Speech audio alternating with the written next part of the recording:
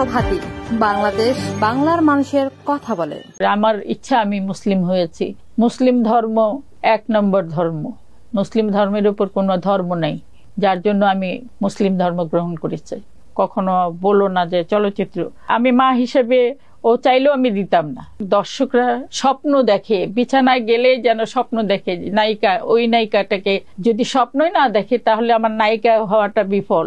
একটা হিরোইনের একটু বয়স হলেই ও একেবারেই বাতিলের তালিকায় পড়ে যায়। আমাদেরকে বেস করে গল্প করা যায় না, কারণ আমরা একটু ফেলনা আর্টিস্ট না। মাঝে মাঝে খুব কষ্ট হয়, মাঝে মাঝে কথা বলতে গেলেও মনে হয় যে দূর কি কথা বলবো। আজকে আমার অতিথি চিত্রনায়িকা নূতন। কেমন আছেন আপা? আলহামদুলিল্লাহ ভালো। তুমি? খুব ভালো, এবং আপনাকে পেয়েছি আজকে আমার অতিথি হিসেবে, এটা আমার জন্য অনেক আনন্দের। Thank you. এত ঝলমলে একটা উপস্থিতি আপনার সব সময়, এবং এত গ্ল্যামারাস ভাবে আপনি নিজেকে উপস্থাপন করেছেন সব সময়। এটার পেছনে কি কাজ করতো আপনার? এত এত মানুষ হলে গিয়ে ছবি দেখে, আমার জন্য যদি পাবলিক পাগলই না হয়, হ্যাঁ, আমাকে দেখে যদি ভালো না লাগে, তাহলে তো আমি হিরোইনের যোগ্য না। কারণ আমি অলওয়েজ চেষ্টা করেছি যে স্ক্রিনে যেন আমি নতুন কিছু দিতে পারি। অলওয়েজ আমি প্রত্যেকটা ছবিতেই গান থেকে শুরু করে, সিকোয়েন্স থেকে শুরু করে, স্টাইল থেকে শুরু করে সব সময় নতুনত্ব কিছু দেওয়ার চেষ্টা করেছি, যেন পাবলিক আমাকে সারা জীবন মনে রাখে। ইনশাল্লাহ এখনো মনে রেখেছে, এখনো দেখলে বলে যে আপনার ছবি আমরা এখনো দেখি ঘরে বসে বসে। আমার ভক্তদের সামনে যদি আমাকে যেভাবে পর্দায় দেখেছে সেইভাবে সামনে যদি আমাকে না দেখে, তাহলে কিন্তু মানে হিরোইনের মূল্যটা থাকে না। তা আমি সবসময় বিশ্বাস করি শিল্পী, প্রত্যেকটা শিল্পীকেই ওয়েল ড্রেসে, ওয়েল গেট আপে থাকতে হয়। কারণ আমাদের অনেক দর্শকরা আমাদের দিকে তাকিয়ে থাকে, আমাদের এক নজর দেখার জন্য। এটা কিন্তু কম বড় কথা না। বড় পর্দায় আপনাদেরকে দেখতে হতো, হ্যাঁ, এবং বড় পর্দা ছাড়া আপনাদেরকে ওই টিকিট কেটে দেখার ছাড়া আর কোনো বিকল্প ছিল না। বললাম না যে আমরা ছিলাম আমাদের ভক্তের কাছে স্বপ্নের মতো।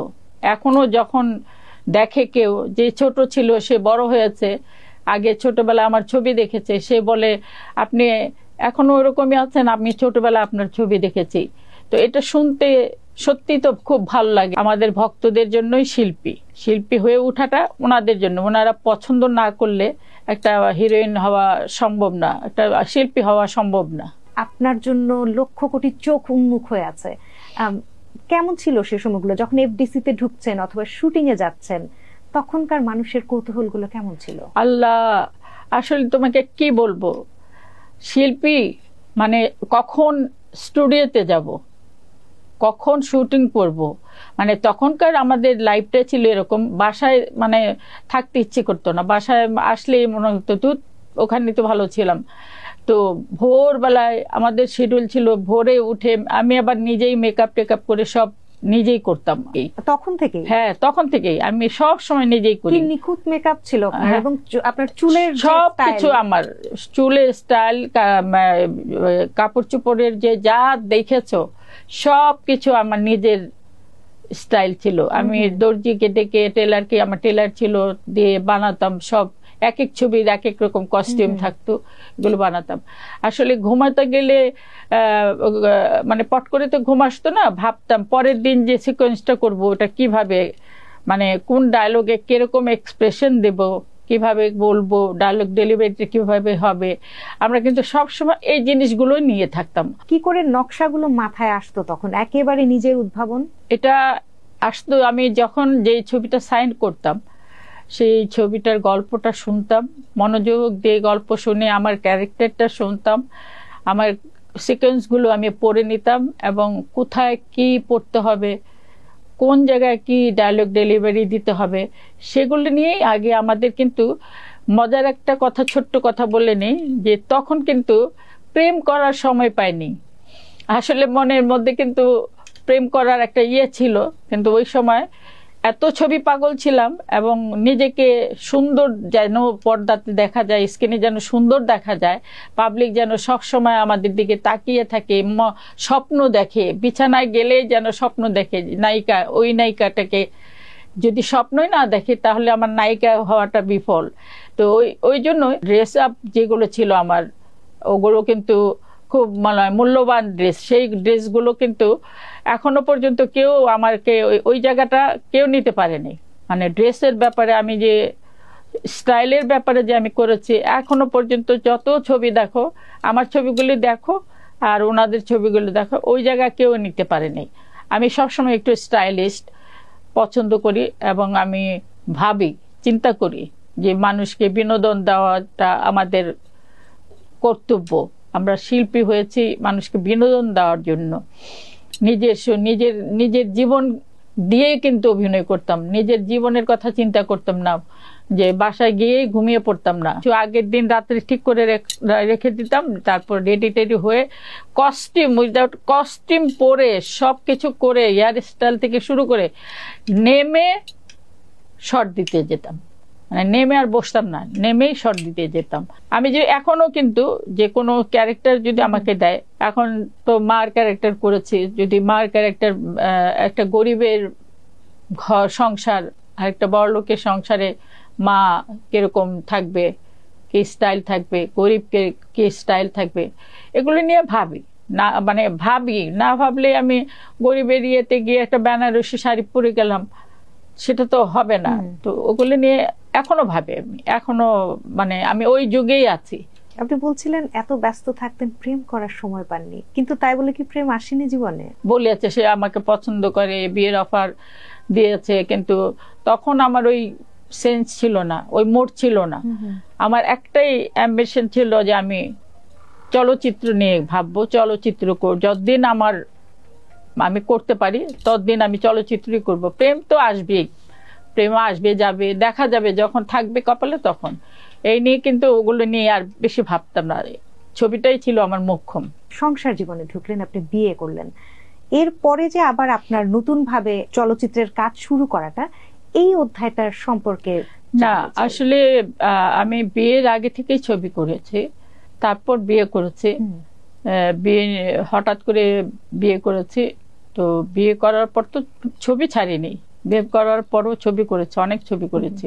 তারপরে মাঝখানে আমাদের চলচ্চিত্রতে কিছু খারাপ ছবি আসলো, তখন আমরা একটু পিছিয়ে গেলাম। কারণ তখন আমরা ভাবলাম যে আমাদের দ্বারা এখানে আর মানে এই চরিত্রগুলো তো আমরা করতে পারবো না। সেই তো আমি 10 বছর বন্ধ রেখেছিলাম ছবি, 10টা বছর ঘরেই ছিলাম, ছবি করিনি। তবে খারাপ লাগতো, খুবই খারাপ লাগতো, কারণ আমরা তো কাজের মানুষ, সবসময় ফ্লোর লাইট, মানুষ হই হাল্লা দেখে অভ্যস্ত। তো মানিয়ে নিয়েছি যে যদি কখনো হয়। তারপর হঠাৎ করে 10 বছরের মাথায় আবার ফোন আসলো, ঝন্টু সাহেব ফোন দিলেন, আমি তাড়াতাড়ি রাজি হয়ে গেলাম। যে ঘরে থাকতে থাকতে না মানে আর ভালো লাগছিল না, তো রাজি হয়ে গেলাম, ছবিটা করলাম। ছবিটা করার পর ছবি বাম্পার, সুপার হিট। তারপরে থেকে আর থামিনি, করে গিয়েছে ছবি। সাকিবের সঙ্গে করলাম, বেশিরভাগ সাকিব অপুর সঙ্গে করেছি। একজন চিত্রনায়িকা যখন নায়িকা চরিত্রে বা কেন্দ্রীয় চরিত্রে ক্যারিয়ার শুরু করেন, একটা দীর্ঘ সময় কাজ করেন, তারপর যখন ক্রমান্বয়ে বয়সের সঙ্গে সঙ্গে চরিত্রের হয়তো বদল আসে এবং সেই চরিত্রগুলোতে তখন কাজ করা হয়, এটা মানসিকভাবে মানে মেনে নেওয়াটা মনস্তাত্ত্বিকভাবে কতটা কঠিন একজন চিত্রনায়িকার জন্য? আমি মনে করি না কঠিন, কারণ মেনে নিতেই হবে। কারণ আমরা যখন নায়িকা ছিলাম এতটা বছর কাটিয়েছি, কম কথা না। হ্যাঁ, অনেক ছবি করেছি নায়িকা হিসেবে। তো যখন আবার ফিরে এলাম নতুন করে, তখন আমার অফারটা ছিল মায়ের ক্যারেক্টার। তো অবশ্যই আমার একটু বয়স হয়েছে, তো আমি লুপে নিলাম যে আমার বয়সের সঙ্গে মায়ের ক্যারেক্টারটা যাবে, তো আমি ক্যারেক্টারটা করে ফেললাম। তারপরে যে কটা করেছি মায়ের ক্যারেক্টারই করেছি।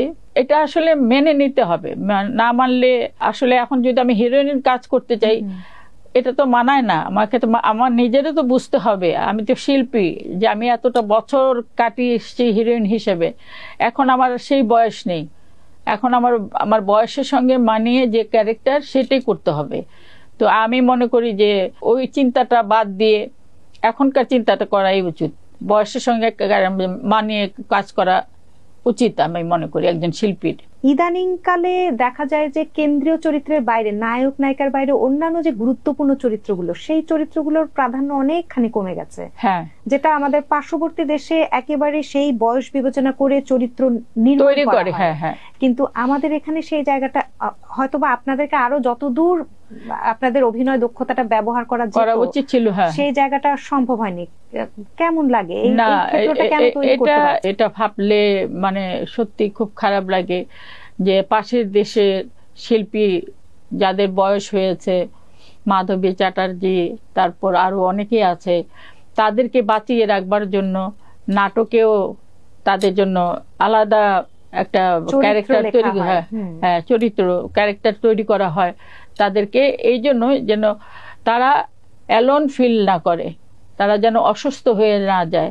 কারণ একটা সেটে যখন আসে, সেটা নাটকই হোক ছবি হোক, তখন আসলে কি হয়, লাইট দেখছে, নানান জনের নানান রকমের দুষ্টামি করছে, কথা বলছে, এর মধ্যে আবার সিকোয়েন্সও হচ্ছে, বাসায় গেল কিন্তু ফুরফুরা মন নেই, কাজ করে এসছে, আবার কালকে আসতে হবে, হ্যাঁ, তখন তার ভিতরে ওই খারাপ কোনো চিন্তা আসে না যে আমি এখন অ্যালোন, আমি একা, আমার কেউ নেই, আমি কিছুই পাচ্ছি না, ছবিতেও নিচ্ছে না।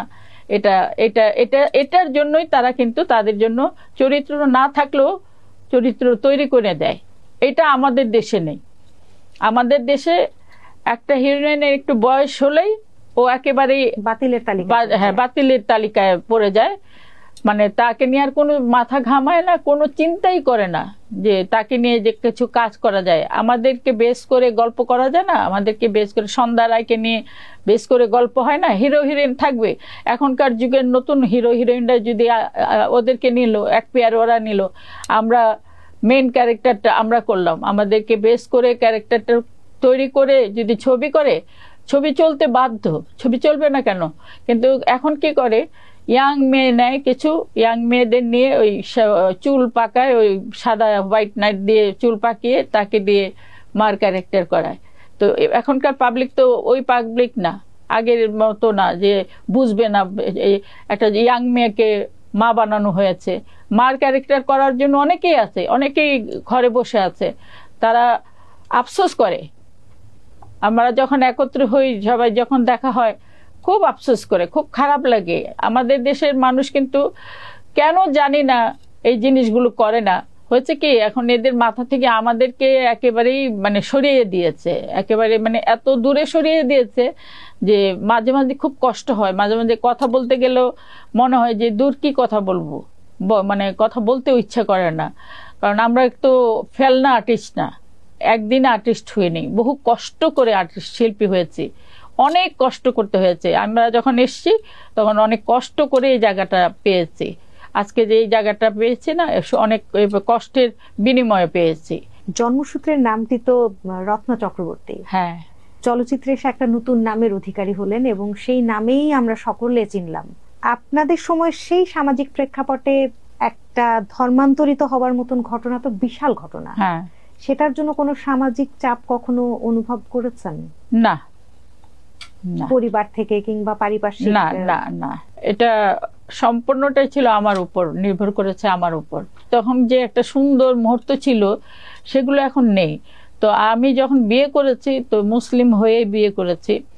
বিয়ের আগে তো আমি রত্ন চক্রবর্তী ছিলাম, তো মুসলিম হয়ে বিয়ে করেছি। এটা নিয়ে, এটা আমার উপর নির্ভর করে, আমার ইচ্ছা আমি মুসলিম হয়েছি, আমি মন থেকে মুসলিম হয়েছি। আর আমি জানি মুসলিম ধর্ম এক নম্বর ধর্ম, মুসলিম ধর্মের উপর কোনো ধর্ম নাই, যার জন্য আমি মুসলিম ধর্ম গ্রহণ করেছি। বিয়ের পরবর্তী জীবনটা কেমন ছিল? খুবই ভালো ছিল। আমার হাজবেন্ড আসলে আমাকে বোধহয় খুব কম পেত, কারণ আমি বেশিরভাগ ছবি নিয়ে দৌড়াতাম, বিদেশ চলে যেতাম, বাইরে বেশি চলে যেতাম, কিন্তু কখনো কোনো কমপ্লেন করে নাই যে তুমি এরকম ছবি নিয়ে ব্যস্ত থাকো, আমি একা থাকি। তো অনেক সময় ওকে নিয়েও যাই, বাইরে যখন যাই, বিদেশে যখন যাই, তখন ওকে নিয়ে যাই, সঙ্গে করে নিয়ে যাই। যেন আমাদের কাপলটা ছিল সুন্দর, একটা রোমান্টিক কাপল ছিল। সন্তান? আমার একটা মেয়ে। তিনি কোথায় আছেন এখন? ও টেক্সাস, ডালাসে থাকে। এখানে সারাদিন আপনার কিভাবে কাটে, মানে এক সন্তানটি দূরে আছে? আর আমি আসলে সারাদিন কাটে, আমি তোমাদের এখানে আসার আগে আমি ওর সঙ্গে কথা বলে এসেছি, অনেকক্ষণ কথা বলে এসেছি।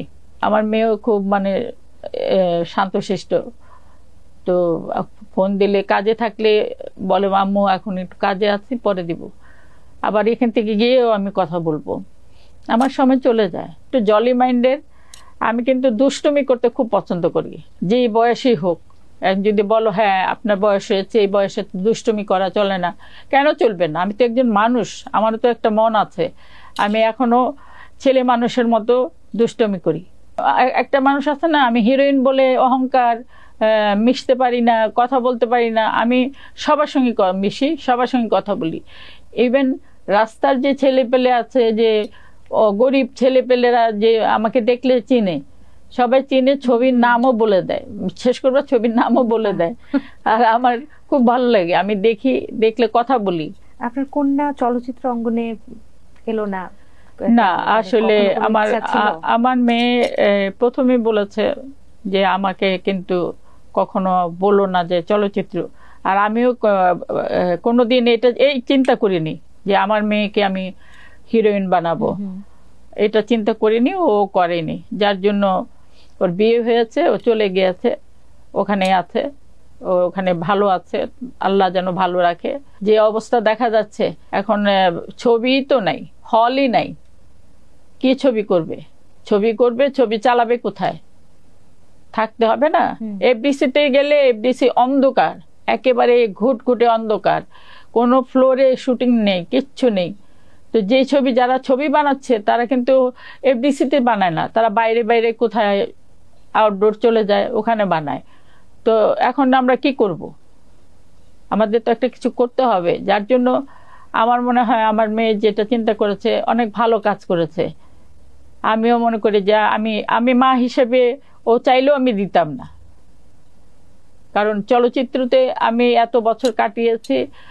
চলচ্চিত্রতে যে পলিটিক্স নাই তা না, তখনও ছিল, এখন তো অনেক বেশি। তখন ছিল খুব মানে চুপে চাপে, এখন এটা একদম সবার সামনে আর কি, জনসম্মুখে বের হয়ে আসছে। চলচ্চিত্রে যে সূক্ষ্ম রাজনীতির কথা বললেন, আপনি নিজেও আপনার ক্যারিয়ারের অনেক লম্বা একটা সময় কিন্তু পার্শ্ব চরিত্রে আপনাকে অভিনয় করতে হয়েছে, কেন্দ্রীয় চরিত্রে সুযোগ পেতে সময় লেগেছে আপনার সমস্ত যোগ্যতা থাকবার পরেও।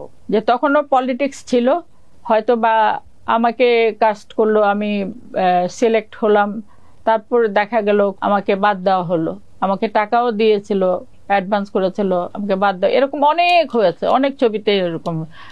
জসিম সাহেবের সঙ্গে ছিল, আলমগীর সাহেবের সঙ্গে ছিল, অনেকের সঙ্গেই ছিল, কিন্তু আমি জিদ করে সরে যাইনি। আমার কথা হলো আমি একজন শিল্পী, আমার উপর আল্লাহ আছে, আমার কেউ নেই, আমি একাই লড়বো। আমি এই পার্শ্ব চরিত্র করে করে করে আমি এই জায়গাটা দখল করব, এবং ইনশাআল্লাহ আল্লাহর রহমতে আমি তাই করেছি। কখনো দেশের বাইরে চলে যেতে ইচ্ছা করে? আল্লাহ পাক অনেক দেশ দেখে যাচ্ছে, মানে বাকি নেই আর কি এরকম। আমেরিকা তো আমি 81 থেকে যাওয়া আশা করি, তবে ইদানিং যে অবস্থা, যে পরিস্থিতি দেখছি, মনে হচ্ছে যে চলে যাওয়াটাই ভালো, কারণ কাজ নেই, কোনো কিছু নেই, বসে বসে থেকে লাভ কি? তার চাইতে সন্তানকে সময় দেওয়া, নিজের মেয়েকে সময় দেওয়াটা আমি মনে করি উচিত এই সময়টা। আগের যে সহকর্মীদের সঙ্গে নিত্যদিন দেখা হতো, প্রতিদিন কাজ হতো, তাদের সঙ্গে যোগাযোগ হয়? অনেকেই চলে গেছে, অনেকে আবার আল্লাহ মাফ করুক মারা গিয়েছে, অনেকে আছে, কোথায় কোথায় যে আছে ঠিক জানি না, মানে ফোন নাম্বার আমাদের শিল্পী সমিতিতে থাকার কথা নেই। দেখা হয় দুই একজনের সঙ্গে, ওই দেখা হলে একই গল্প, ওই একই কাহিনী, ঘরে কত বসে থাকবো, আমাদেরকে কেন ডাকে না, আমাদেরকে কেন কাজ দেয় না, ভালো কোনো গল্প নিয়ে এই শিল্পীগুলোকে বাঁচিয়ে রাখতে। আপনি তো চলচ্চিত্র প্রযোজনাও করেছেন। হ্যাঁ, সেই ক্যারিয়ারটাও তো বেশ আমাদের ছিল, বিএন প্রোডাকশন ছিল। সেখান থেকে কত সংখ্যক চলচ্চিত্র অনেকগুলো হয়েছে, আমাদের ছবি হয়েছে ওইখানে বোধহয় প্রথমে করেছি আমরা দোষ দুশ্মন, তারপর চাঁদ সুরজ, তারপর সাহস, কাবিন, তারপরে হলো নাগিন, ফাঁসির আসামি, তারপরে হলো আমি সেই মেয়ে, জয়াপ্রধা এসেছিল যে আমি সেই মেয়ে, শত্রু দংশন, আরেকটা শত্রু সামথিং কি যেন একটা নাম, আরো দুই একটা, মানে এতগুলো ছবি হয়েছে। সেই প্রযোজনা সংস্থাটি কি এখনো আছে? আর না, নেই। চলচ্চিত্র প্রযোজনা, ওই যে মাঝখানে একটা চলচ্চিত্রতে অরাজকতা হলো না, তারপর থেকেই আমার হাজবেন্ড বললো না এখন আর সেই যুগ চলে গেছে, যার জন্য বন্ধ করে দিয়েছে। ওই যে বন্ধই। কখনো নেতিবাচকতা আসে? মন খারাপ তো নিশ্চয়ই হয়, আমরা মানুষ, মন খারাপ হয় কখনো কখনো। কি করেন মন খারাপ হলে? মন আমার খুব একটা খারাপ হয় না, কারণ আমি বললাম না আমি খুব দুষ্ট প্রকৃতির। এখনো কিন্তু আমি মানে আমার ভিতরে মানে মানে কাকে কি করব, কাকে কি বলবো, কিভাবে, মানে এই প্রকৃতির আমি। হ্যাঁ, আমার ভালো লাগে মানে জোকস করতে, তো আমার সময় এইভাবেই কেটে যায়। হ্যাঁ, তারপরে অনেক সময় আমার মেয়ের সঙ্গে কথা বলি, আমার বড় বোন থাকে উত্তরায়, ওদের সঙ্গে কথা বলি, সময় কেটে যায়। সময় তো কেউ কারোর জন্য বসে থাকে না। এই যে অঞ্জনা আমার ছোট মানে খুব মানে আমার এত ক্লোজ ছিল যে আমার খুব খারাপ লাগছে। আমি আরও দুজনে প্রায়, কেউ মনে করুক না করুক, আমরা খুব মনে করি, কারণ আমরা একসঙ্গে সব জায়গায় যেতাম, সবখানে পার্টি হোক, এখানে হোক, যেখানে হোক, সব জায়গায় যেতাম। হঠাৎ করে সে চলে গেল, এটা নিতে পারলাম না। তো আমি আসলে একটা জিনিস মাথায় ঢুকে গেলে না, তখন আমি অসুস্থ হয়ে যাই। তখন আমি ভাবলাম যে না, এটা যদি ভাবি তাহলে আমি নিজেই অসুস্থ হয়ে যাব। ভাবি না, তবে তারপরেও মাঝে মাঝে চোখের সামনে ভাসে ওর সঙ্গে যে কত দুষ্টামি করেছে, ওর বাসায় গিয়েছে, রান্না করে খাওয়াইছে। ফিটনেস কিভাবে ধরে রাখতেন তখন? ফিটনেসটা ছিল, আমি জিমনাস্টিক করতাম ছোটবেলায়, আমি ডান্স করতাম, তো আমি ছোটবেলা থেকেই মানে এই জিনিসটা আমার চর্চা ছিল, জিমনাস্টিকটা আমার চর্চা ছিল, যার জন্য আমার ডান্সের মধ্যে খুব হেল্প হতো, আমার হাত পার মুভমেন্টগুলি দেখানো সহজ হতো। তো আমি তখন থেকে এখনো স্টিল নাও, এখনো মানে আমি চাই যে বুড়ো হয়ে যাই হয়ে যাই, কিন্তু আমার ফিগার টিগার ঠিক রাখবো। আমি চর্বি জাতীয় জিনিস এগুলো আমি একদম পছন্দ করি না। আমি নিরামিষ যেটাকে বলে, ভেজিটেবল যেটাকে বলে, সেটা খাই। মাছ আমার প্রিয়, মাছ খাই। আর একটু হাঁটতে যাই ব্রহ্মা পার্কে, হাঁটাহাঁটি করে, ওইখানে এই আমার ফিটনেস। এখনকার সময় চলচ্চিত্রের অভিনেতা অভিনেত্রীদের একটুখানি হয়তো হৃদয় ঘটিত ব্যাপার স্যাপারগুলো অনেক বড়ভাবে পত্রিকায় চলে আসছে, ফেসবুকের সামাজিক যোগাযোগ মাধ্যমে সেটা নানানভাবে ছড়িয়ে যাচ্ছে। আপনাদের সময় ব্যাপারগুলো কেমন ছিল? না, আমাদের ব্যাপার ছিল একদম আলাদা। থাকে না যে আলোচনা, অমুকে এটা করেছে, অমুকে এটা করেছে, এগুলি নিয়ে পত্রিকায় আসছে, মানুষে নানান কথা বলছে। আমাদের সময় ছিল একদম নর্মাল, এগুলো ছিল না। সব সুন্দরভাবেই আসলেও সুন্দরভাবে ইন্টারভিউ নেওয়া হতো, ছবি তোলা হতো, সেগুলো চিত্রালী পূর্বাণী ছিল, আরও কি যেন ম্যাগাজিন ছিল, সব মানে ওগুলোর মধ্যে আমাদের ছবিগুলো আসতো, আমাদের লাইফ, আমরা কিভাবে কি ছবিতে এসছি, সব এগুলো আসতো। আর এখন হয়েছে কি, এখন মানে যুগ এত পাল্টে গেছে, যুগের সঙ্গে সবাই পাল্টে গেছে। হ্যাঁ, সবাই যুগের সঙ্গে তাল মিলিয়ে কিন্তু চলছে। এখন একটা কিছু হলেই এটাকে তাল থেকে তিল বানানোর জন্য মানে লেগে যায় পিছে। এখানে তো আবার শিল্পীরাও যে একটা কাদা ছোঁড়াছুড়ির একটা চর্চা শুরু হয়েছে। আপনাদের সময় তো নিশ্চয়ই না, আমাদের সময় এগুলো হয়নি। আমরা এত মানে ভালোবাসা পেয়েছি, শাবানা আপার সঙ্গে কাজ করেছি, ববিতা ম্যাডামের সঙ্গে কাজ করেছি, সবার সঙ্গে কাজ করেছি। আমাদের মধ্যে যে ভালোবাসাটা ছিল, এখনকার শিল্পীদের তো কেউ সিনিয়র শিল্পীদের দেখলে তো মানে কথাই নেই, মানে ভাব হলো আমি কি হনরে। আমরা বসে আছি, আমাদের দেখেও না দেখার ভান করে। ওদের কথা হলো এখন ইন্ডাস্ট্রি আমাদের, আমরা যেভাবে চালাবো সেইভাবেই চলবে। হ্যাঁ, এটা আগে ছিল না। সবার মধ্যে একটা শ্রদ্ধা ভক্তি ছিল, মানুষের মধ্যে ভালোবাসাও ছিল, মিল মহব্বত ছিল, সব কিছু ছিল। আর এখন মানে শিল্পীরা এই শিল্পী ওকে দেখতে পারে না, ওই শিল্পী ওকে দেখতে পারে না। তা আমার কথা হলো যে আমি একজন সিনিয়র শিল্পী হিসেবে বলবো, কেন বাবা, কি দরকার? তুমি তোমার কাজ দিয়ে প্রমাণ করে দাও, দর্শকদের দেখিয়ে দাও তুমি অমুক। আরেকজন যে আছে সে তাকেও বলবো যে তোমরাও চেষ্টা করো নিজেদেরকে প্রমাণ করার যে তোমরাও শিল্পী। মানুষ ভালোবাসবে, মানুষ সম্মানও করবে, শ্রদ্ধাও করবে। কোনো আক্ষেপ কাজ করে এই শিল্পী জীবন নিয়ে? হ্যাঁ, আক্ষেপ তো আছে। এই যে ছবি এতদিন ছবি করেছি, কতটা বছর ছবি লাইনে ছিলাম, কাজ করেছি, আক্ষেপ আছে। শুধু এটা না, আমাদের এফডিসিতে একটা জায়গা আছে শিল্পীদের নামে, শিল্পী সমিতি শুধু শিল্পীদের জন্য। এটা আজকে থেকে না, অনেক বছর আগে থেকেই চলছে। তো ইদানিং শিল্পী সমিতিটা একটু এলোমেলো হয়ে গেছে, নষ্ট হয়ে গেছে। আপা এখন কি স্বপ্ন দেখেন সামনের দিনগুলোর জন্য? নিজের জন্য কি স্বপ্ন আছে? স্বপ্ন একটাই, যদি আবার ভালো চলচ্চিত্র হয়, আবার যদি কাজ করতে পারি। একজন শিল্পীর জন্য এটা চাইতে আর বড় কিছু পাওয়ার নেই, এটাই আমার স্বপ্ন। যদি এরকম কোনো কিছু নাই হয় তাহলে আমি চলে যাব আমার মেয়ের কাছে।